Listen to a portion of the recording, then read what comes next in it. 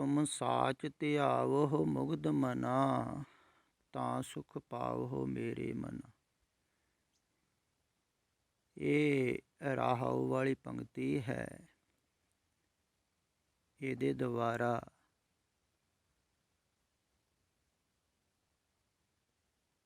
ਉਹ ਇਹ ਸਮਝਾ ਰਹੇ ਹਨ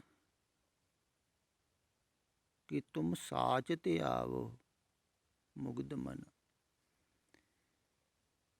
ਸੱਚ ਨੂੰ ਧਿਆਨ ਵਿੱਚ ਰੱਖ ਮੂਰਖਾ ਮਨਾ। ਪਰ ਜ਼ਿਆਦਾਤਰ ਅਰਥ ਕਰਨ ਵਾਲੇ ਅਰਥ ਕਰਦੇ ਹਨ ਵੀ ਜਿਨ੍ਹਾਂ ਦਾ ਪਰਮਾਤਮਾ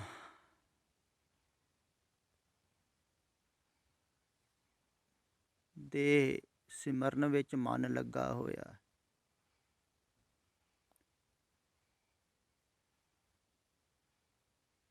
ਉਹ ਕਹਿੰਦੇ ਹਨ ਵੀ ਸਿਮਰਨ ਕਰ ਤੂੰ ਮੂਰਖ ਮਨਾ, ਤਾਂ ਤੈਨੂੰ ਸੁੱਖ ਮਿਲੂਗਾ। ਇਹ ਫਰਕ ਹੈ ਵਿਚਾਰਕ ਤੇ ਕਥਾਵਾਚਕ ਪ੍ਰਚਾਰਕ ਦਾ। ਉਹਨੂੰ ਇਹ ਗੱਲ ਖਿਆਲ ਵਿੱਚ ਹੀ ਨਹੀਂ ਆ ਸਕਦੀ ਹੈ ਵੀ ਸੱਚ ਦਾ ਵੀ ਧਿਆਨ ਕੀਤਾ ਜਾ ਸਕਦਾ ਹੈ, ਕਿਉਂਕਿ ਸੱਚ ਦੇ ਤਾਂ ਹੀ ਧਿਆਨ ਵਿੱਚ ਆਵੇਗਾ ਨਾ ਜਦੋਂ ਝੂਠ ਵੱਲੋਂ ਹਟੇਗਾ। ਤੇ ਜਿਹਦਾ ਝੂਠ ਵਿੱਚ ਲੱਗਾ ਹੋਇਆ ਹੈ, ਵਿਚਾਰਧਾਰਾ ਦੇ ਵਿੱਚ ਪਿਆ ਹੋਇਆ ਹੈ, ਭਾਵੇਂ ਉਹ ਇਹ ਸ਼ਬਦਾਂ ਦੀ ਵਿਚਾਰਧਾਰਾ ਦੇ ਵਿੱਚ ਪਿਆ ਹੋਵੇ, ਸਤਿਪੁਰਖਾਂ ਦੀ ਬਾਣੀ ਦੀ ਵਿਚਾਰਧਾਰਾ 'ਚ ਵੀ ਪਿਆ ਹੋਵੇ, ਤਾਂ ਵੀ ਸੱਚ ਵਿੱਚ ਧਿਆਨ ਨਹੀਂ ਹੈ। ਖਿਆਲ ਵਿੱਚ ਰੱਖਿਓ। ਸਿਮਰਨ ਕਰਨ ਵਾਲਾ ਵੀ ਜਿਹੜਾ ਹੈ ਉਹ ਵੀ ਜ਼ੁਬਾਨ ਦੁਆਰਾ ਕਰ ਰਿਹਾ ਹੈ। ਇਸ ਕਰਕੇ ਬਹੁਤੇ ਸਿਮਰਨ ਕਰਨ ਵਾਲੇ ਵੀ ਊਬ ਜਾਂਦੇ ਹਨ, ਪਰੇਸ਼ਾਨ ਹੁੰਦੇ ਹਨ, ਦੁਖੀ ਹੁੰਦੇ ਹਨ। ਹੁਣ ਸਿਮਰਨ ਕੀਤਿਆਂ ਹੀ ਸੁੱਖ ਮਿਲਦਾ ਹੋਵੇ ਤੇ ਦੁਖੀ ਕਿਉਂ ਹੋਣ? ਉਹ ਵੀ ਦੁਖੀ ਹੁੰਦੇ ਹਨ। ਤੇ ਸਿਮਰਨ ਕੀਤਿਆਂ ਸੁੱਖ ਨਹੀਂ ਮਿਲਦਾ ਹੈ, ਧਿਆਨ ਦੇ ਵਿੱਚ ਗਿਆ।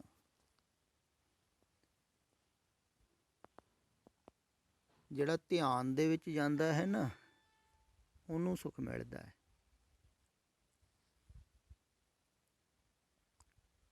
ਸਿਮਰਨ ਤੇ ਜ਼ੁਬਾਨ ਦੁਆਰਾ ਹੋਈ ਜਾਂਦਾ ਹੈ, ਬਹੁਤੇ ਕਰ ਵੀ ਰਹੇ ਹਨ।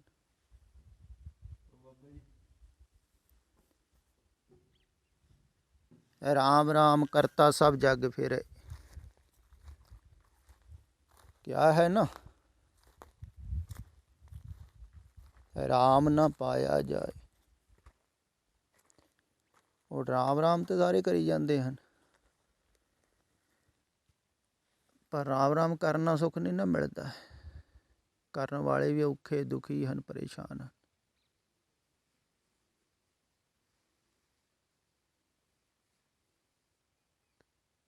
ਤੇ ਰਾਮ ਰਾਮ ਜਿਹੜਾ ਕਰ ਰਿਹਾ ਹੈ, ਜਾਂ ਕੋਈ ਸਿਮਰਨ ਕਰਦਾ ਹੈ, ਕੋਈ ਜਾਪ ਕਰਦਾ ਹੈ, ਕੋਈ ਬਾਣੀ ਪੜ੍ਹਦਾ ਹੈ, ਜ਼ਰੂਰੀ ਨਹੀਂ ਹੈ ਵੀ ਉਹ ਧਿਆਨ ਦੇ ਵਿੱਚ ਹੈ।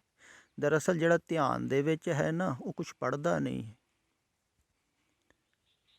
ਧਿਆਨ ਨੂੰ ਕੁਛ ਵੀ ਪੜ੍ਹਨ ਦੀ ਲੋੜ ਨਹੀਂ ਹੁੰਦੀ, ਕਿਉਂਕਿ ਉਹ ਸਗੋਂ ਪੜ੍ਹਨਾ ਥੱਲੇ ਆਉਣਾ ਹੋ ਜਾਂਦਾ ਹੈ, ਵਿਚਾਰਨਾ ਵੀ ਥੱਲੇ ਆਉਣਾ ਹੋ ਜਾਂਦਾ ਹੈ। ਜਦੋਂ ਉਹ ਪੜ੍ਹੇਗਾ, ਵਿਚਾਰੇਗਾ, ਉਹ ਤਾਂ ਬੁੱਧੀ ਦੇ ਤਲ 'ਤੇ ਆ ਗਿਆ। ਧਿਆਨੀ ਬੁੱਧੀ ਤੋਂ ਪਾਰ ਹੁੰਦਾ ਹੈ। ਜਿਹਦਾ ਸੱਤ 'ਚ ਧਿਆਨ ਲੱਗ ਗਿਆ, ਉਹ ਬੁੱਧੀ ਦੇ ਤਲ 'ਤੇ ਥੋੜ੍ਹੀ ਜੀਂਦਾ। ਇਸ ਕਰਕੇ ਉਹਦਾ ਜੀਣਾ ਹੀ ਵੱਖ ਹੋ ਜਾਂਦਾ ਸੰਸਾਰ ਨਾਲ। ਸੰਸਾਰ ਦੀ ਸਮਝ ਵਿੱਚ ਉਹ ਆਉਂਦਾ ਹੀ ਨਹੀਂ, ਉਹ ਗੱਲਾਂ ਹੀ ਕੁਛ ਹੋਰ ਕਰਦਾ ਹੈ ਪਾਰ ਦੀ। ਭਗਤਾਂ ਤੇ ਸਹਿਸਾਰੀ ਜੋੜ ਕਦੇ ਨਾ ਆਏ। ਉਹਦਾ ਜੋੜ ਨਹੀਂ ਬਣਦਾ ਹੈ।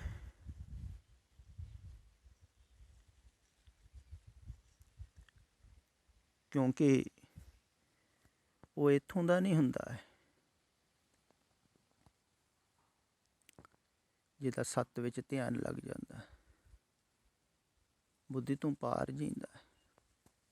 ਤੋ ਵਿਚਾਰ ਕਰੇਗਾ ਤੋ ਤੇ ਥੱਲੇ ਆ ਜਾਵੇਗਾ ਨਾ। ਇਸ ਕਰਕੇ ਉਹ ਬਾਣੀ ਦੇ ਵਿਚਾਰ ਥੋੜ੍ਹੀ ਕਰਦਾ ਹੈ, ਨਾ ਪੜ੍ਹਦਾ ਹੈ ਉਹ, ਨਾ ਸੁਣਦਾ ਹੈ। ਉਹਨੂੰ ਸੁਣਨ ਦੀ ਵੀ ਲੋੜ ਨਹੀਂ ਹੈ, ਕਿਉਂਕਿ ਸੁਣੇਗਾ ਤਾਂ ਵੀ ਥੱਲੇ ਆ ਗਿਆ, ਇੰਦਰੀਆਂ 'ਚ ਆ ਗਏ।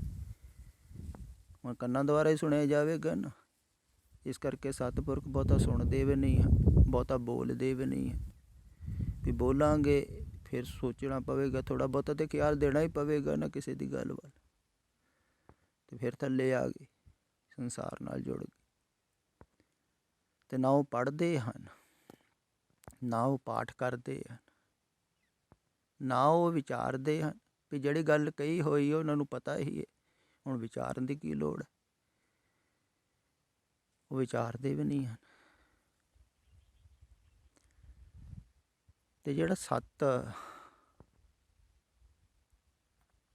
ਦੇ ਨਾਲ ਧਿਆਨਸਥ ਹੋ ਜਾਂਦਾ ਹੈ, ਵਾਸਤਵਿਕ ਉਹਨੂੰ ਸੁੱਖ ਮਿਲਦਾ ਹੈ। ਸੰਸਾਰਿਕ ਸੁੱਖ ਦੀ ਗੱਲ ਨਹੀਂ ਕੀਤੀ ਹੈ, ਸਰੀਰਕ ਸੁੱਖ ਦੀ ਗੱਲ ਨਹੀਂ ਕੀਤੀ, ਨਾ ਮਾਨਸਿਕ ਸੁੱਖ ਦੀ ਗੱਲ ਕਰ ਰਹੇ। ਇਹ ਆਤਮਿਕ ਸੁੱਖ, ਸਰੀਰ ਦੇ ਸੁੱਖ ਤੋਂ, ਮਨ ਦੇ ਸੁੱਖ ਤੋਂ ਪਾਰ। ਅਗਰ ਸਰੀਰ ਦਾ ਸੁੱਖ ਹੈ ਤਾਂ ਸਰੀਰ ਦਾ ਦੁੱਖ ਵੀ ਹੈ। ਫਿਰ ਅਗਰ ਸੁੱਖ ਮਿਲੂਗਾ ਤੁਹਾਨੂੰ ਤਾਂ ਦੁੱਖ ਵੀ ਮਿਲੇਗਾ। ਜੇ ਮਨ ਦਾ ਸੁੱਖ ਮਿਲੇਗਾ ਤਾਂ ਦੁੱਖ ਵੀ ਮਿਲੇਗਾ, ਕਿਉਂਕਿ ਮਨ ਇੱਕ ਤਰ੍ਹਾਂ ਦਾ ਤਾਂ ਰਹਿੰਦਾ ਨਹੀਂ। ਅਤੇ ਸਰੀਰਕ ਤਲ 'ਤੇ ਵੀ ਸਦਾ ਸੁਖੀ ਨਹੀਂ ਕੋਈ ਵੀ ਰਹਿ ਸਕਦਾ, ਅਤੇ ਮਨ ਦੇ ਤਲ 'ਤੇ ਵੀ ਨਹੀਂ ਰਹਿ ਸਕਦਾ, ਕਿਉਂਕਿ ਮਨ ਵੀ ਚੱਲ ਹੀ ਰਿਹਾ ਹੈ ਠੇਪਾ, ਅਤੇ ਸੁੱਖ ਦੁੱਖ 'ਤੇ ਚੱਲ ਹੀ ਰਹੇ ਹਨ ਵਿਚਾਰ ਦੇ ਤਲ 'ਤੇ। ਕਦੀ ਕਿਸੇ ਨਾਲ ਕੋਈ ਵਿਚਾਰ ਹੋ ਗਈ, ਕਿਸੇ ਨਾਲ ਚੰਗੀ ਵਿਚਾਰ ਹੋ ਗਈ, ਖੁਸ਼ ਹੋ ਗਏ, ਬੁਰੀ ਹੋ ਗਈ, ਦੁਖੀ ਹੋ ਗਈ, ਜਾਂ ਆਪਣਾ ਆ ਗਿਆ ਸੁੱਖ ਮਿਲ ਗਿਆ, ਦੁਸ਼ਮਣ ਆ ਗਿਆ ਦੁਖੀ ਹੋ ਗਏ, ਪਰੇਸ਼ਾਨ ਹੋ ਗਏ। ਮਨ ਦੇ ਤਲ 'ਤੇ ਤਾਂ ਸ਼ੋਕ ਮੋਹ ਚੱਲ ਰਹੇ ਹਨ, ਸਰੀਰ ਦੇ ਤਲ 'ਤੇ ਵੀ ਸੁੱਖ ਦੁੱਖ ਚੱਲਦੇ ਰਹਿਣ। ਨਹੀਂ, ਜਿਹੜਾ ਜਾਣ ਲੈਂਦਾ ਹੈ ਸਰੀਰ ਤੋਂ ਪਾਰ ਆਪਣੀ ਹਸਤੀ ਨੂੰ ਉਹੋ ਹੀ ਜਾਣਦਾ ਹੈ, ਸਰੀਰ ਤੋਂ ਪਾਰ ਹਸਤੀ ਨੂੰ, ਜਿਹੜਾ ਨਿਰਵਿਚਾਰ ਹੁੰਦਾ ਹੈ।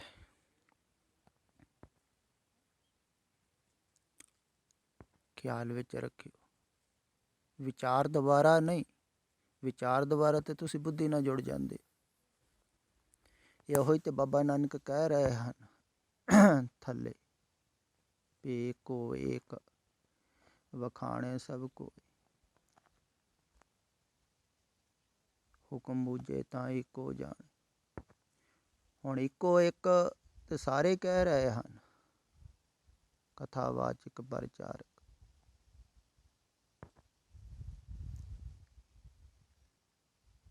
ਤੇ ਸਮਝਾ ਵੀ ਦਿੰਦੇ ਹਨ ਇੱਕ ਬਾਰੇ, ਪਰ ਇੱਕ ਨੂੰ ਜਾਣਦੇ ਨਹੀਂ ਨਾ, ਕਿਉਂਕਿ ਇੱਕ ਨੂੰ ਤੇ ਉਦੋਂ ਜਾਣਨਗੇ ਜਦੋਂ ਅਨੇਕਤਾ ਵੱਲੋਂ ਧਿਆਨ ਹਟੇਗਾ। ਤੇ ਅਨੇਕਤਾ ਵੱਲੋਂ ਧਿਆਨ ਉਹਦਾ ਹਟੇਗਾ ਜਿਹੜਾ ਹੁਕਮ ਨੂੰ ਬੁੱਝ ਲਵੇਗਾ। ਤੇ ਜਿਹੜਾ ਹੁਕਮ ਨੂੰ ਬੁੱਝ ਲਵੇਗਾ, ਨਾਨਕ ਹੁਕਮੇ ਜੇ ਬੁੱਝੇ ਤਾਂ ਹਉਮੈ ਕਹੇ ਨਾ ਕੋਈ। ਉਹ ਫਿਰ ਮੈਂ ਨਹੀਂ ਕਰੇਗਾ, ਉਹ ਕਹੇਗਾ ਨਹੀਂ ਮੈਂ ਕਹਿ ਰਿਹਾ ਹਾਂ ਜੋ ਉਹੋ ਹੀ ਹੋਣਾ ਚਾਹੀਦਾ ਹੈ। ਤੋ ਮੈਂ ਬਹੁਤਾ ਨਹੀਂ ਕਰੇਗਾ। ਇਸ ਕਰਕੇ ਉਹ ਨਿਸ਼ਚਿੰਤ ਰਹੇਗਾ। ਉਹ ਕਹੇਗਾ ਵੀ ਮੈਂ ਤੇ ਬੋਲ ਹੀ ਨਹੀਂ ਰਿਹਾ, ਜਿਹੜਾ ਬੋਲ ਰਿਹਾ ਹੈ ਉਹ ਮਨਾਵੇਗਾ ਜਿਹਨੂੰ ਮਨਾਵੇਗਾ, ਜਿਨ੍ਹਾਂ ਨੂੰ ਬੋਲ ਰਿਹਾ ਹੈ ਉਹ ਜਾਣੇ।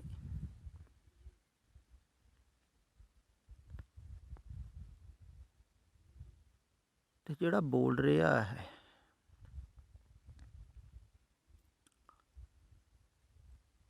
ਉਹ ਤੇ ਆਪਣੀ ਗੱਲ ਮਨਾਉਂਦਾ ਹੈ। ਸੰਸਾਰੀ ਲੋਕ ਮਨਾਉਂਦੇ ਹਨ ਆਪਣੀ ਗੱਲ, ਪਰ ਸਤਿਪੁਰਖ ਜਿਹੜੇ ਹਨ ਉਹ ਮਨਾਉਂਦੇ ਨਹੀਂ ਹਨ।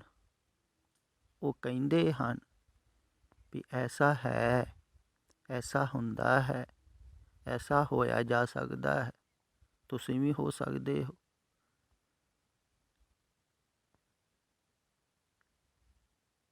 ਸਦਾ ਹੀ ਉਸ ਆਨੰਦ ਦੇ ਵਿੱਚ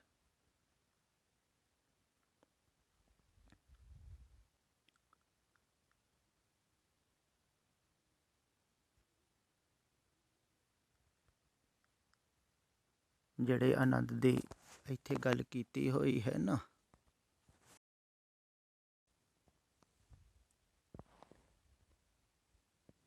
ਇਹੋ ਮਨ ਮੋਲਿਆ ਭਇਆ ਆਨੰਦ, ਅੰਮ੍ਰਿਤ ਫਲ ਪਾਇਆ ਨਾਮ ਗੋਬਿੰਦ।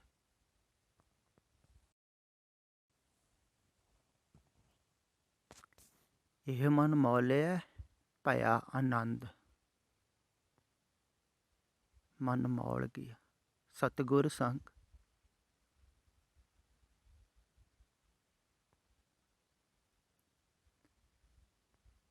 ਫਿਰ ਆਨੰਦ,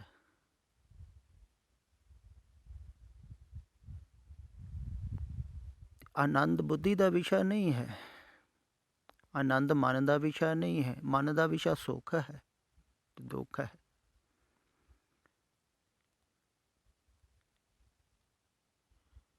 ਆਨੰਦ ਮਨ ਦਾ ਵਿਸ਼ਾ ਨਹੀਂ। ਜਦੋਂ ਤੁਸੀਂ ਸੁੱਖ ਦਾ ਕੋਈ ਅਨੁਭਵ ਕਰਦੇ ਹੋ, ਮਨ ਦੁਆਰਾ ਕਰਦੇ, ਤੇ ਜਿੱਥੇ ਮਨ ਨਹੀਂ ਹੈ ਉੱਥੇ ਕੋਈ ਅਨੁਭਵ ਨਹੀਂ ਹੁੰਦਾ। ਇਹੋ ਹੀ ਫਰਕ ਹੈ। ਜਿੱਥੇ ਅਨੁਭਵ ਹੁੰਦਾ ਹੈ ਉੱਥੇ ਮਨ ਹੈ।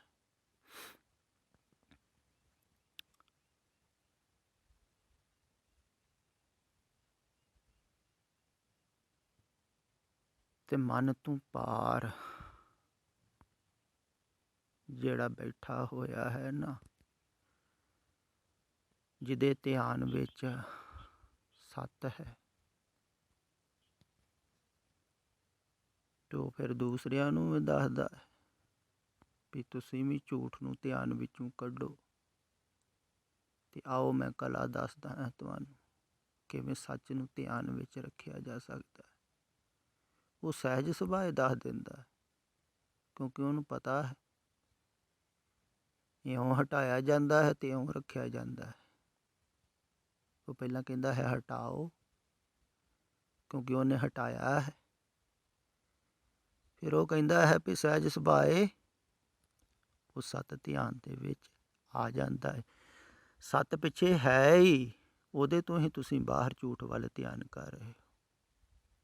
ਬਾਹਰੋਂ ਝੂਠ ਵੱਲੋਂ ਧਿਆਨ ਹਟਾਓ ਤੇ ਸੱਤ ਦੇ ਅੰਦਰ ਹੀ